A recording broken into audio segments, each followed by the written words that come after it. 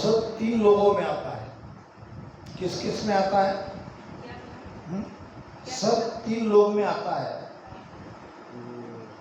बोलो। सुरवीर है, वाह। और सती बर्तन, और बिल्कुल बराबर। और तीसरा कौन? और छत्तीस राग जो है ना, हाँ उसमें नहीं, यहाँ गलती खा गए। दो तो बराबर बताया। पहला सत आता है शूरवीर में। सत क्या आता है तो कोई उसमें कोई चेंज होता है क्या? हमारे जैसे एक साधारण आदमी शूरवीर भी रहता है, मगर जब उसके अंदर सत आता है तो अपनी जान की बाजी लगा देता है, जान की परवाह नहीं करता। अपने मालिक के लिए, राजा के लिए अपने हाथ से अपने स्त्री की ये मांग, सिंदूर ऐसे पोंछ देता है, हाथ की चूड़ियां फोड़ देता है वो स्वयं। और वहां वो रण के अंदर में जो बाजे बजते हैं उसको रणभेरी कहते हैं, सिंदूराग कहते हैं। वहां से आवाज आते ही थाली में जो भोजन किता है वो वहीं छोड़ के चला जाता है। कैसा चला जाता है? अपनी स्त्री को बुलाता है, उसकी सिंदूर को मिटा देता है, चूड़ियां फोड़ देता है, और न स्त्री की आशा है, न बच्चों की आशा है, न किसी की परवाह करता है, अपनी जान दे देता है। क्या आया उसके अंदर? सत आया। सत आया, सत आया, इसलिए ऐसा बन जाता है। तो सत का कोई शब्द के रूप में नहीं आया। शूरवीर ने कभी कहा कि मेरी ध्वनि सुनाई दे रही है? नहीं, वो आता है, जब आता है तो वो अपना काम करके चला जाता है। दूसरा सत आता है सती में। कब आता है? पति की मृत्यु हो गई इतना सुनते ही वो सत आ जाता है। आते ही एकदम जगत से, मोह माया से, बच्चों से सारा कनेक्शन उसका टूट जाता है। वो सताने से उसको कुछ याद ही नहीं रहता। दूध पीता हुआ बच्चा भी रहा तो उसको भूल जाती है वो। फिर क्या करती है?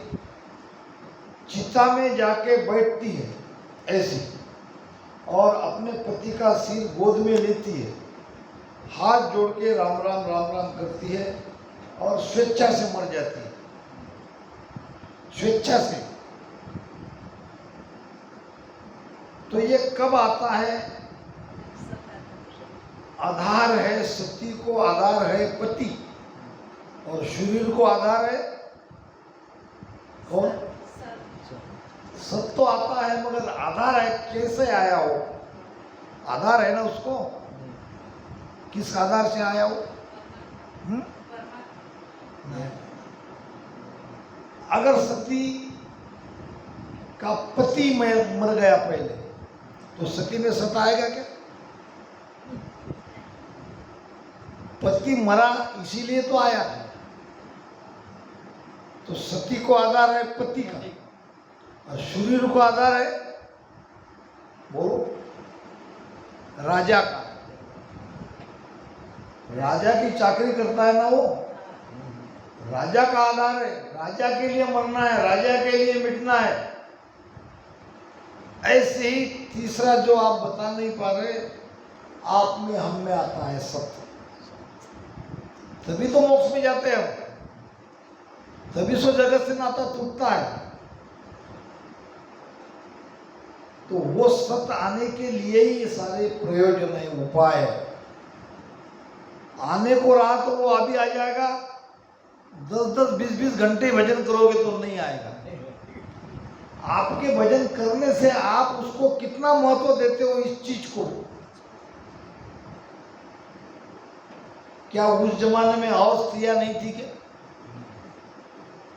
बाद में तो ब्रिटिश शासन को सती प्रथा बंद करनी पड़ी। क्यों? कि धीरे धीरे जमाना बदलता गया। अब वो पति पत्नी में वो प्रेम नहीं रहा। जब जीते जी प्रेम नहीं रहा तो सत कैसे आएगा? जो अपने जान से भी ज्यादा अपने पति पर प्रेम करती है उसी स्त्री में सत आता था। धीरे धीरे प्रेम में परिवर्तन आ गया, मगर प्रथा थी। लोग क्या करते थे, जोर जबरदस्ती इधर उधर से बाजा बजा के उसके बाल खुले करते थे और उसको मजबूर करते थे। वो कहती थी मुझे नहीं जलना है, मेरे बच्चे निराधार हो जाएंगे, मेरे पति तो मर गए मगर मेरे बच्चे को कौन संभालेगा। वो चिल्लाती थी, उसकी आवाज कोई सुने नहीं इसलिए बाजा बजाते थे। वो ऐसी एक्शन करते दिखती थी, क्या बोल रही वो किसी को न सुनने को कोई तैयार था। धीरे धीरे फिर ब्रिटिश सरकार ने ये अच्छी प्रथा कुप्रथा में बदल गई, उसको बंद करना पड़ा। अब ये दो प्रमाण इसलिए बताया जा रहा है कि हमारे अंदर भी वैसा ही सत आता है। कब आएगा ये नहीं कह सकते। और उसके सारे लक्षण है, वो बॉडी हैबिट होती है, ये होती है, प्रेम से भजन करना पड़ता है, ये सारे उपाय है। मगर एक बार जब अंदर आ जाए फिर किसी की परवाह नहीं रहती, किसी से डरता नहीं है, न सत्संग को छोड़ता है न भजन को छोड़ता है। उसके कोई बाकी आपको बताने लायक लक्षण नहीं है, मगर वो आते ही आपके अंदर वो परिवर्तन हो जाता है, ये जरूर है। तो अब साधकों में सत आने के लिए यहाँ भी तो आधार चाहिए। फिर यहाँ कौन सा आधार है? हाँ, सदगुरु का। सदगुरु बनाने से काम नहीं चलेगा, सदगुरु के ऊपर ऐसा प्रेम करना पड़ेगा। सत कहाँ है? सत सदगुरु में है। सतगुरु सत स्वरूप सत सुई करणी माई, सत जागे बैराग सत बिन कसनी नाई, सत शब्द सो माय सत सुर उलटर चढ़े, लागे नरम समाद लागे सहज समाद, नरम कबहू नहीं पड़े। यह है सदगुरु के लक्षण। सदगुरु उसे क्यों मानते हैं? कि उसके अंदर वो सत्शब्द है, उसके अंदर वो सत आ चुका है, उनके अंदर वो लक्षण है। उनके ज्ञान से हमें समझ में आता है कि निश्चित सदगुरु कोई ऐसा विशेष नहीं है। हम में से बहुत दूर तक उसकी यात्रा ध्यान की हो चुकी है। सदगुरु कौन? एक तो उसके अंदर सत आया हुआ है और हमसे कुछ कदम वो ध्यान की यात्रा आगे कर चुका है। कम से कम त्रिकुटी पार किया हुआ सदगुरु बन सकता है। वैसे तो 10वें द्वार और 10वें द्वार के बाहर वाला ही चाहिए, मगर वो नहीं मिला तो इससे भी काम चलता है। मगर उसकी यात्रा सत के साथ भीतर से होनी चाहिए। बाकी कितना भी ज्ञानी हो, कितना भी ध्यानी हो, कितना भी उसके आगे पीछे लोग रहे, लाखों की संख्या में उसके पीछे लोग रहे, अगर उसके अंदर वो सत नहीं आया है तो वो सदगुरु हो ही नहीं सकता। गुरु हो सकता है, पूजनीय हो सकता है, सम्माननीय हो सकता है, वो आपको सब कुछ कर देगा, मगर केवल एक चीज नहीं करेगा, आपके अंदर सत प्रकट नहीं करा सकता, क्योंकि वो उसके अंदर नहीं है। वो आपको जगह दिला देगा, एक आधा रामदान गुरुद्वारा बंधवा देगा, उसके पास इतने लोग रहेंगे, आदेश देते काम करने के लिए रहेंगे, मगर सब करेगा, एक चीज नहीं कर सकता, सत नहीं जगा सकता, सत के बारे में बात नहीं कर सकता। तो हमको क्या बनना है? हमको असली भंवरे बनना है। क्यों? कागज का फूल है कि असली फूल है, ये भौराई पहचान सकता है। महाराज कहते हैं कि कागज के रे फूल पर भंवर न बेसे आए। कागज के रे फूल पर भंवर न बेसे आए, पोप बास सुख राम के माड़िया धकेल्या न जाए। क्या प्रमाण दे रहे महाराज। कागज का फूल कितना भी आकर्षित हो, कई प्रकार के रंग उसमें क्यों न हो, एक मनुष्य असली फूल और कागज फूल दोनों को देखेगा तो कागज के फूल को आकर्षित उसकी तरफ हो जाएगा। वो ये भी दिमाग लगाएगा कि असली फूल तो मुरझा जाएगा, कागज का फूल कई दिन तो रहेगा। इससे तो वो बेहतर समझेगा, क्योंकि मनुष्य भौरा नहीं है, मनुष्य अपने दिमाग की सोचता है। भौरा क्या करता है, पोप बास सुखराम कहे मांड्या धकेल्या न जाए। फूल की खुशबू आते ही भौरा ऐसा मोहित हो जाता है कि उसको जबरदस्ती से आप वहां से हटाते तो हटता है, नहीं तो नहीं हटता। तो ये महाराज ने किसके ऊपर प्रमाण दिया है, बास भंवर जन चनन है। और कौन है फिर, हम सब। और संत कौन है, फूल है, फूल के जैसा है। और उनका ज्ञान क्या है, वो खुशबू। जैसे भंवरा खुशबू के कारण ही फूल के ऊपर आकर्षित होता है, वैसे ही जिज्ञासु तड़पने वाली आत्मा संतों के ज्ञान सुनकर ही उसकी तरफ आकर्षित होते हैं। आज नहीं तो कल जैसे जैसे समझ में आएगा बराबर वो चुनेगा, सबकी सुनेगा और अपने आप निर्णय करता करता जाएगा। अगर उसके अंदर तड़प है जाएगा वो वहीं, क्योंकि उसकी तड़प उसको चैन से नहीं बैठने देगी।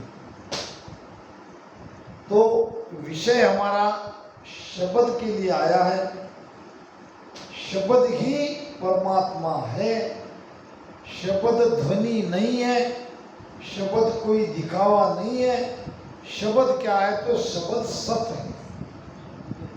क्या है वो, केवल उसको सत्य ही कह सकते हैं, मगर व्यवहार में उसको सत्शब्द कहना पड़ रहा है। हालांकि वो शब्द नहीं है, वो वर्ड नहीं है, वो 52 अक्षर में नहीं आता है। शब्द शब्द सब कोई कहे, शब्द न जाने भेव, कबीर साहब कहते हैं।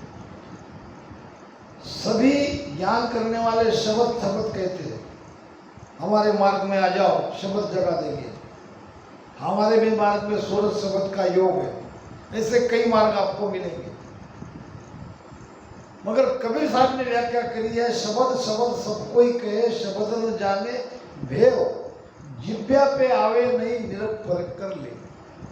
वो जीभ से उसका वर्णन नहीं कर सकते। जिब्या पे आवे नहीं मतलब जीभ से उसका उच्चारण नहीं हो सकता और वर्णन भी नहीं हो सकता। तो उसको निरखना पिरखना पड़ेगा, सत्संग में रहना पड़ेगा, उसको समझना पड़ेगा और अपने सदगुरु के प्रति वो क्या कहते हैं, प्रेम लगा के रखना पड़ेगा। महाराज कहते हैं, तीन रीत पर मोद हमारो, तीन रीत पर मोद हमारो, सुन लीजो नर नारी बे, सुन ली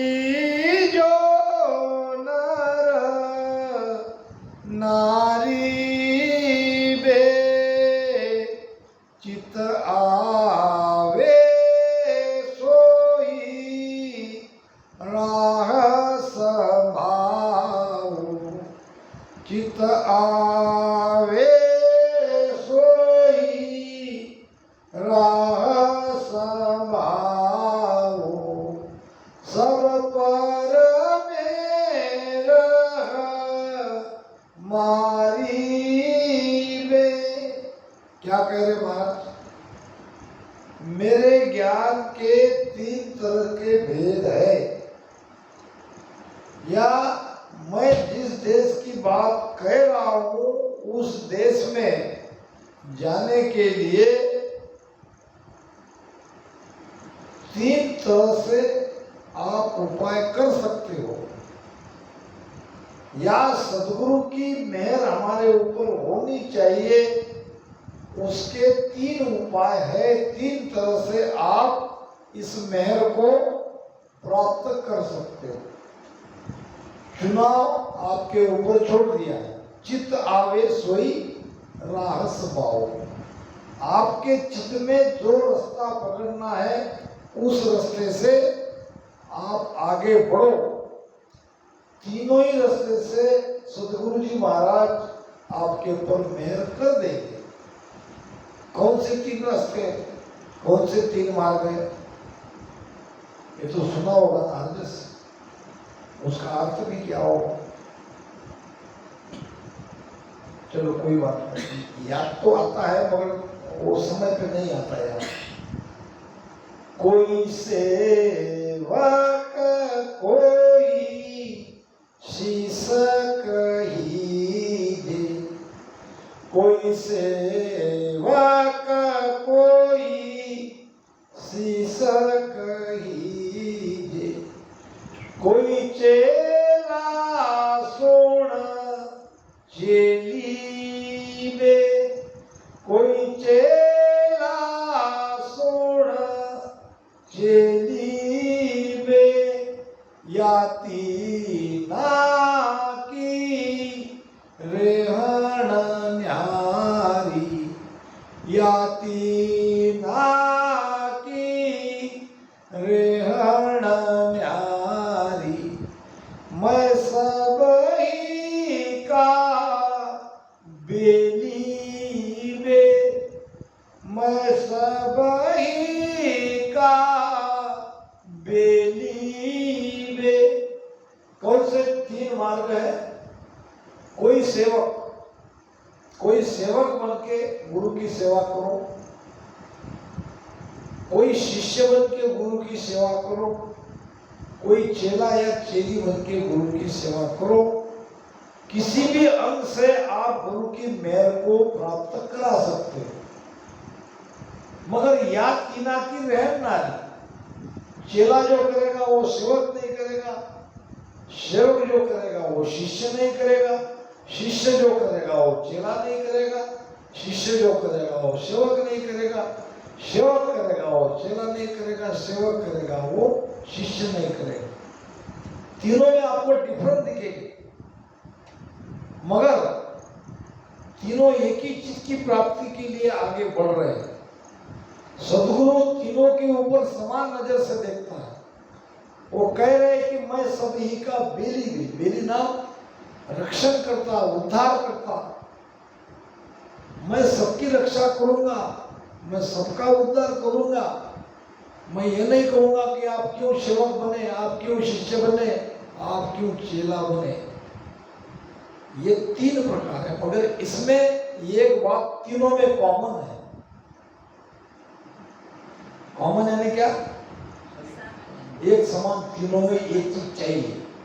रहन सहन उसकी अलग हुई तो चलेगी, मगर एक चीज में डिफरेंट नहीं होना चाहिए। वो क्या है?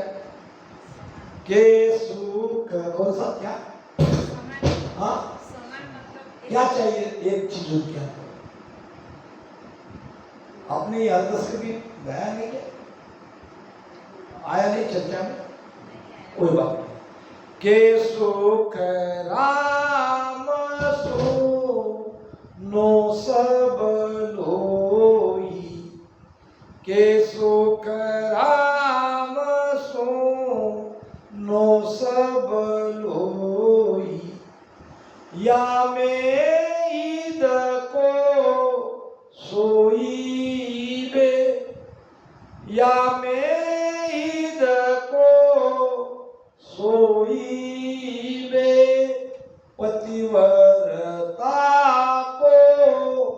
अंगता माही, पतिव्रता को अंगता माही, बचन न लोपे कोई बे। ये चीज है महत्वपूर्ण। आप किस रास्ते से मेरे ज्ञान को धारण करते हो, वो मेहर करवाते हो, ये रास्ते से मुझे कोई मतलब नहीं है। के सुखराम सुनो सब लोई लोई नाम लो। हे भक्तों सुनो, ये तीनों में इनको नाम अधिक कौन है? सेवा करने वाला बहुत सेवा करेगा तो वो अधिक नहीं हुआ।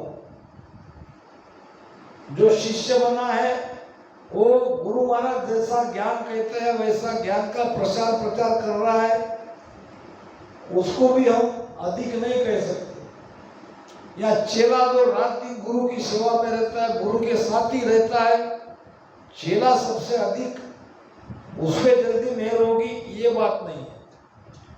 महाराज समझे, एक एक पॉइंट को पकड़ना है आपको। के सुखराम सुनो सब लोई, या में ईद को सोई में पतिव्रता को अंगता पाए। क्या चाहिए? पतिव्रता का अंग। पतिव्रता स्त्री में ही सत आता है, तो वो अंग चाहिए इसके अंदर। पतिव्रता का अंग धारण करके चाहे आप चेला बन के रहो, चाहे शिष्य बन के रहो, चाहे सेवक बन के रहो, या तीनों गुण आपके अंदर में थोड़ा थोड़ा आ जाए, एक चीज चाहिए, पतिव्रता का अंग। पतिव्रता किसे कहते हैं? पतिव्रता किसे कहते हैं? एक ही में निष्ठा रखना। हाँ, एक ही में निष्ठा रखना। एक ही पे निष्ठा रखना। फिर भी विशेष शब्द पतिव्रता उसको महाराज ने कहा है कि हमारा व्यवहारिक शब्द है, क्योंकि पति पत्नी व्यवहारिक शब्द ही है ना बात। एक पत्नी जब उसको बहू बना के लाते हैं तो वो परिवार में सबके साथ वो प्रेम करती है, करती कि नहीं? सास पे भी प्रेम करती है, ससुर पे भी प्रेम करती है, देवर समझते हो? देवर ननद पे भी प्रेम करती है, और भी कोई परिवार में सदस्य है उनके ऊपर भी प्रेम करती है, और अपने पति पर भी प्रेम करती है, करती कि नहीं? सबके साथ प्रेम करती है, मगर जो प्रेम वो अपने पति से करती है वो और से करती क्या? नहीं। वो है पतिव्रता। आपको थोड़ा डिटेल में समझाना पड़ रहा है। सदगुरु सुखराम जी महाराज के अलावा किसी भी चीज को नहीं मानना, ये है पतिव्रता। हमको नहीं चाहिए दूसरा ज्ञान भी नहीं चाहिए दूसरा, यही चाहिए। इसके अलावा हमको किसी को मानना ही नहीं। तन मन धन पूरा इसमें समर्पित कर दिया, गुरु महाराज के शरण में चले गए, अब जो होना है वो हो जाए। ये अंग धारण करके तीन रीत में से किसी भी एक रास्ते को पकड़ो और भजन तो करो। भजन नहीं करना ऐसा कहीं नहीं कहा है, भजन के साथ ये अंग और हमारे अंदर चाहिए। तो आज के इस छोटी सी संगत में सुबह के जो विषय था उनको सपोर्टेड ज्ञान ये मिला कि अब कैसे उस सत्य को प्रकट कराना है, सत्य क्या है, इस पर व्याख्या हुई। अब वापस उसी विषय पे आ जाते हैं। वशिष्ठ मुनि ने रामचंद्र जी को क्या बताया और फिर वाणी को विश्राम देते हैं। पार ब्रह्म तब भयासी अंतर करसी सेव, अंतर करसी सेव, आप ही को जो ना देखो, आपको ही देखना है, आप ही वो परमात्मा हो। मैं मेरा सुमिरन करूं, मैं मोकू गाऊं, रमता बिन सुखराम कहे कोई और नहीं जाऊं। राम राम वो शब्द अब क्या करो, अखंड लियो आपकी भजन में लगनी चाहिए। ऐसा आपके अंदर वो पीड़ है वो तड़प है, तो अब उपाय गुरु महाराज भगवान राम के द्वारा, तात्या के द्वारा हमको बता रहे हैं। तात्या था पूछने वाला, वहां राम था पूछने वाला, और यहाँ हम सब है तात्या, और हमारे गुरु महाराज की वाणी ये महाराज है साक्षात। अब क्या बताया? राम राम वो शब्द, राम राम आपको लेना ही पड़ेगा, इसमें कोई कंफ्यूजन है ही नहीं। मगर केवल राम राम ही ले रहे क्या? आगे चीज आ रही है, अरद उरद बिच खो। अब अरद उरद क्या है? हाँ बोलो। आपने आगे जाके श्वास। श्वास उश्वास। अच्छा, तो अगर गुरु महाराज अगर लिखते यहाँ राम राम वो शब्द सांस उसास बीच हो, तो बात जमती नहीं थी क्या? यमक तो जुड़ता था बरोबर, शब्दों को शब्द तो आती ही थे। अगर अरद उरद को हम सांस उसास समझते हैं, तो महाराज को अरद उरद की जगह सांस उसास लिखते थे। बहुत जगह कहा है सांस उसास कहे हजना, कहा कि नहीं? फिर यहां अरद उरद क्यों कहा? इसी के लिए सत्संग है। अरद नाम नीचे, उरद नाम ऊपर, नीचे ऊपर, ये हो गया शाब्दिक अर्थ, आध्यात्मिक अर्थ। अरद नाम पिंड, उरद नाम ब्रह्मांड। अब ये राम राम शब्द के साथ ये श्वासा को पिंड से ब्रह्मांड में चढ़ाते रहो, चढ़ाते रहो, चढ़ाते रहो। 10 मिनट भी खाली आपको बैठ गया तो पेट ऊपर नीचे करते रहो। क्या कर रहे हैं हम? पिंड से ब्रह्मांड में ये वायु को ऊपर चढ़ा रहे हैं। यही महाराज कह रहे राम राम जिज्ञा से रटन करते करते पिंड से ब्रह्मांड में ऊपर चढ़ते रहो, चढ़ते रहो, चढ़ते रहो, चढ़ते रहो। सुखराम कहे सो तातिया अखंड बताई सेव। यह है अखंड भजने लगने का तरीका, यह है भेद। अब हम थोड़ा थोड़ा भजन करते हैं, वो यही कि यही रहता है, पीछे पलटेगा ही नहीं, चढ़ेगा ही नहीं, तो कैसे भजन अखंड होगा? भजन अखंड होने के लिए त्रिकुटी पार करना पड़ता है। और यही कि हम 3 लोक में अटक जाते हैं, यही एक कमलों में अटके, यहाँ से यहाँ, यहाँ से यहाँ, यही करो। आप पूरी चेतना को पिंड से ब्रह्मांड में चढ़ाते रहो। चढ़ाने का रास्ता है सुषुम्ना। जो द्वार बंद है वो बंद द्वार को खोलो। ये सत शब्द उस द्वार को खोल देता है। और खोलने के बाद चुपचाप बैठो मत, ऐसे ही बैठे हो तो भी पेट को हिलाओ।